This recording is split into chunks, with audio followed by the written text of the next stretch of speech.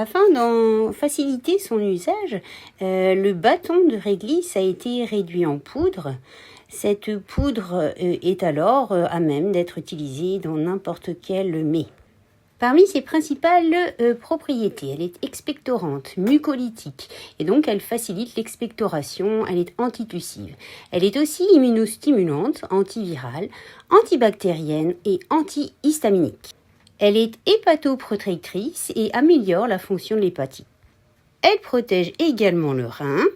Elle a un pouvoir très sucrant, 50 fois celui de la canne à sucre, idéal anti-diabète. Elle lutte contre les hémorroïdes et les problèmes de peau tels que l'eczéma, les prurites. La réglisse n'est pas sans effet sur le corps et je vous conseille un avis médical. S'utilise à la place du sucre. Comme la plupart des épices, la cardamome va mettre en route tout le système digestif. Sa principale propriété étant d'équilibrer tout le système gastro-intestinal. Elle va notamment augmenter les sécrétions gastriques et biliaires et protéger le niveau estomac, notamment des gastralgies ainsi que des gastrites et des ulcères. Très utile aussi en cas d'indigestion, de flatulence. Pouvoir antidiarrhéique, elle lutte aussi contre les spasmes digestifs. Pas inintéressante en cas de maladie de Crohn. C'est aussi un puissant anti-inflammatoire, elle est antalgique. Elle améliore aussi les troubles hépatiques non alcooliques, notamment l'inflammation et les transaminases. Elle prévient des troubles métaboliques et protège vis-à-vis des complications du diabète de type 2. Stomachique, carminative et stimulante, elle est antiseptique intestinale et antimycosique. Elle lutte ainsi contre le candida albicans.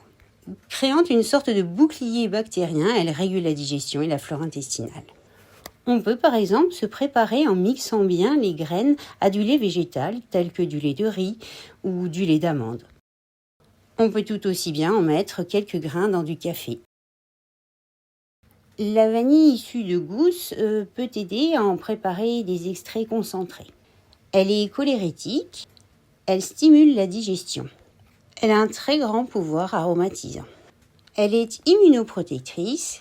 Au niveau de l'intestin, elle augmente l'abondance des bactéries intestinales bénéfiques. Elle est antidiabétique, hypolipidémiant, antioxydante, anxiolytique et antidépressive.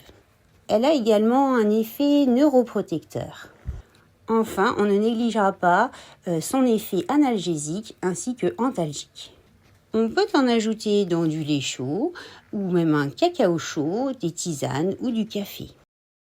La principale propriété du piment de Cayenne est l'analgésie.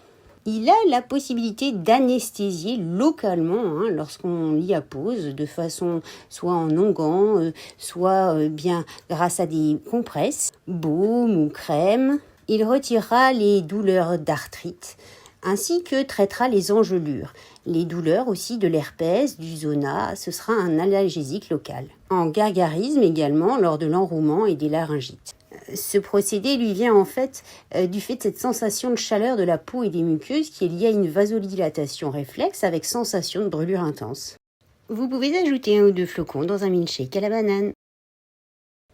Le wasabi provient d'un rhizome que l'on utilise souvent dans les mets asiatiques.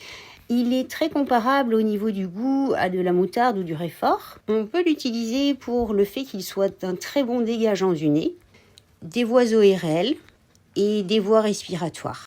Il est antibactérien et on peut en faire des bains de bouche lorsque l'on souhaite s'assainir la voie buccale. Il est anti-infectieux. Il accélère aussi la circulation sanguine. Il peut assainir également certains aliments tels que les fruits de mer. Il est riche en vitamine C et en antioxydants. Il peut servir comme anti-inflammatoire des douleurs articulaires. On pourra en augmenter légèrement la consommation lors des périodes grippales et infectieuses. Son utilisation pourra par exemple être celle de le mettre un peu sur la langue lorsque l'on est infecté des voies ORL.